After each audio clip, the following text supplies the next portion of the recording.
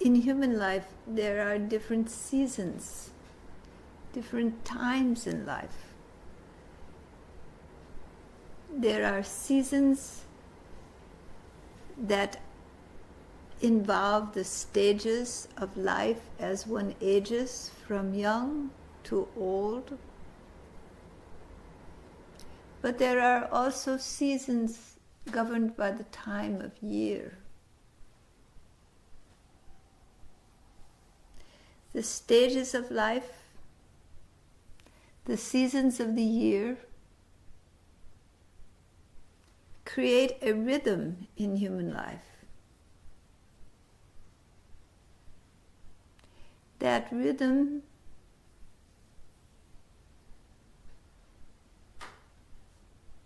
dictates if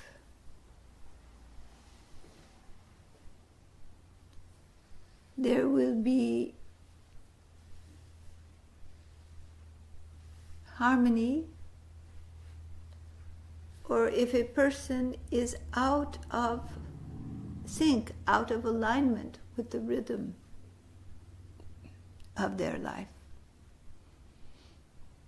In the very younger years of life, a person struggles to know and to grow, to learn, to find their own identity. Then comes the stage of life where expression of one's inner being into the outer world becomes paramount. One is no longer struggling to find one's personal identity, but one struggles to find a way to express one's inner being in the world and find manifestation of one's intent and dharma in life. At this stage,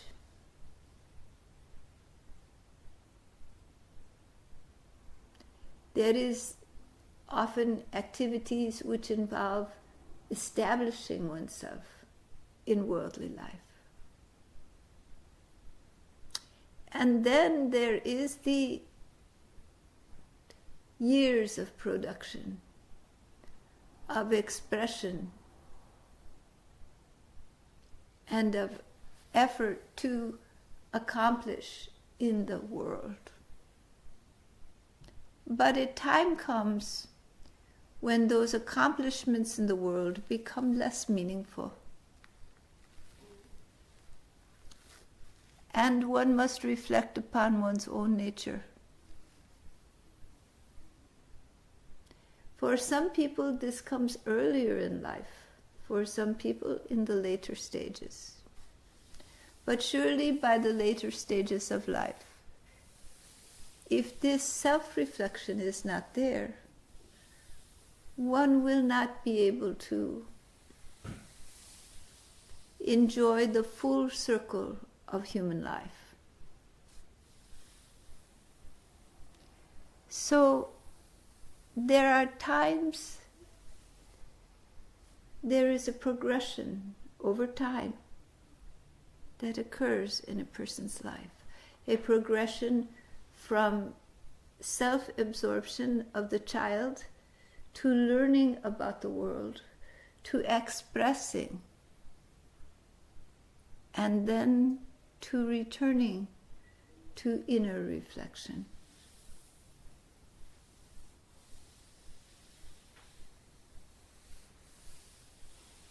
And progressing to the deeper stages of one's existence. All things have their time. There are also seasons as the year goes on, and they affect a person's life. In the spring, there is the flowering of life, the desire to awaken and express, explore. In the summer,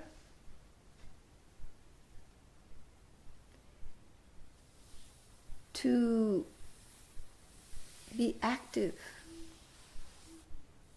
dynamic, expressing the power of the sun and of the light.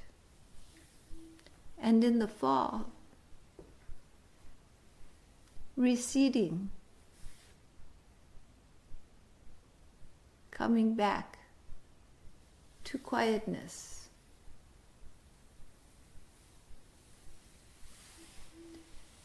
And in the winter, there is internal time.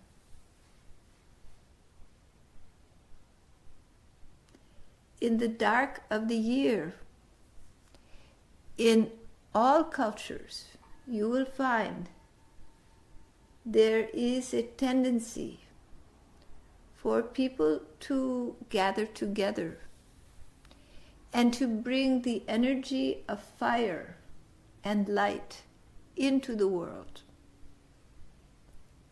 Since ancient times, in many, many cultures, most all cultures, there have been rituals about the solstice, particularly the winter solstice. For in this dark internal time, there is the recognition of the bringing forward of light into the world.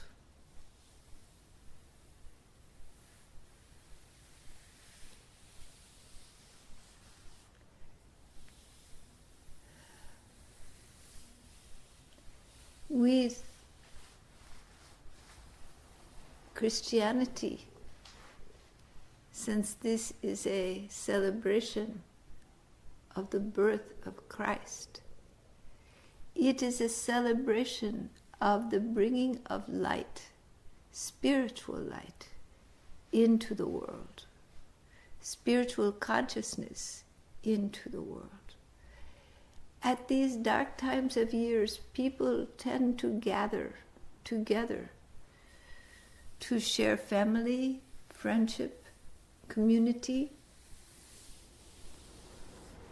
to build fires, and to bring warmth in the cold and the dark, and to celebrate the birth of light, the birth of spirit from the darkness.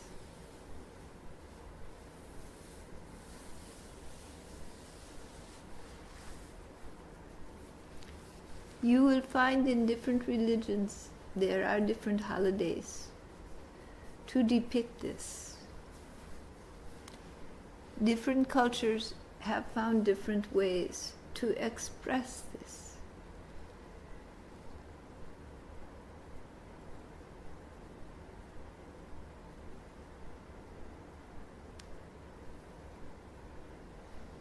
The birth of the light, the birth of the divine consciousness into the world.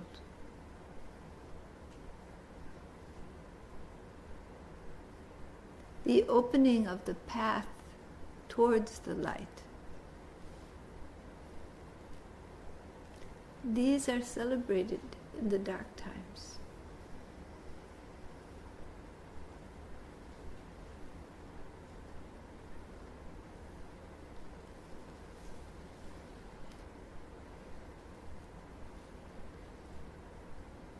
The birth of the one who would bring dynamic love,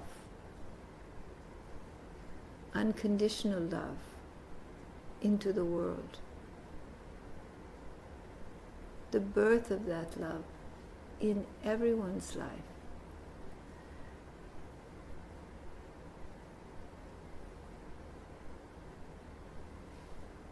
Has been a powerful ideation for thousands of years.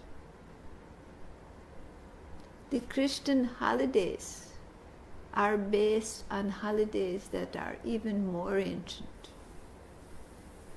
But the intent has remained the same, to come together to celebrate the birth of light and divine love into the world.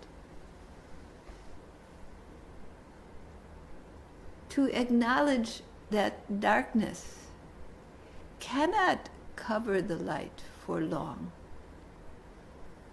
It cannot obscure the sun of your spirit, your soul. It only covers for a temporary period, and then that inner light shines out, shines forward. There is no lasting darkness, no permanent loss of light.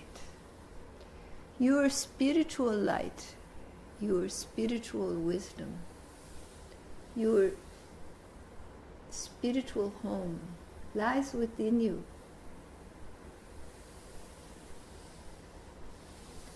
And will never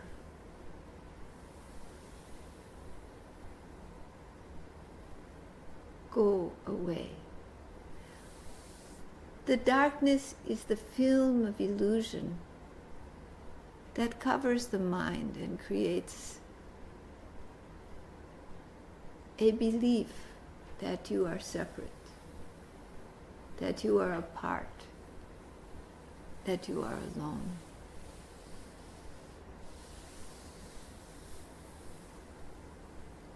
But the radiant sun of the inner light of the divine self burns away that illusion, that darkness.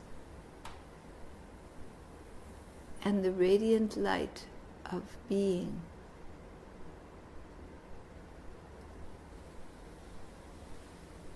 awakens the love that is within you, that is unconditional,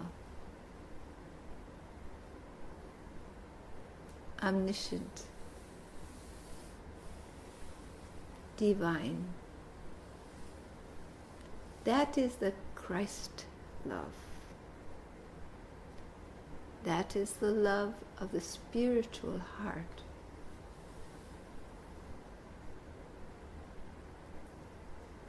That is a home of pure light, to be found even in the darkest hour.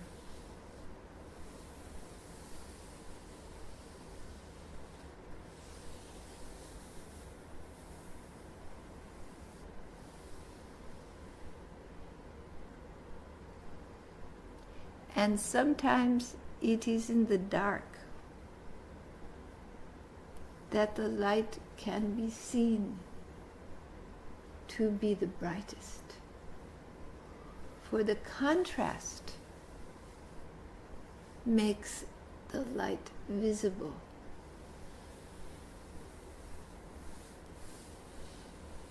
When life goes your way,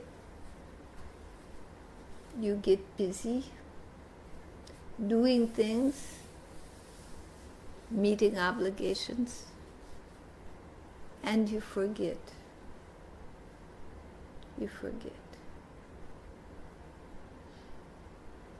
Then there is no motivating force. You're relatively happy, and you move into slumber. You forget. But when life presents a little difficulty, and you feel the pain, the loneliness, the darkness, you are forced to remember, to search for the light.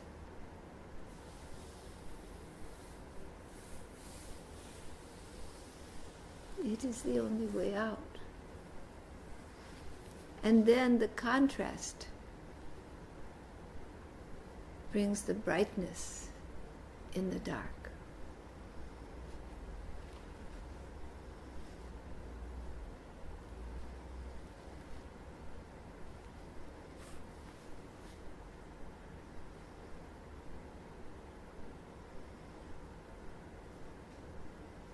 So this is a season, a time to remember the divine light,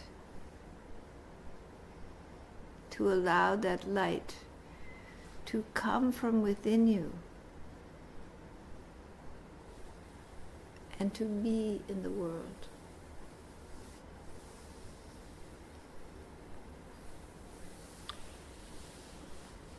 Following this spiritual time is the new year, the time to set your intentions. Let them be generated from this light within you.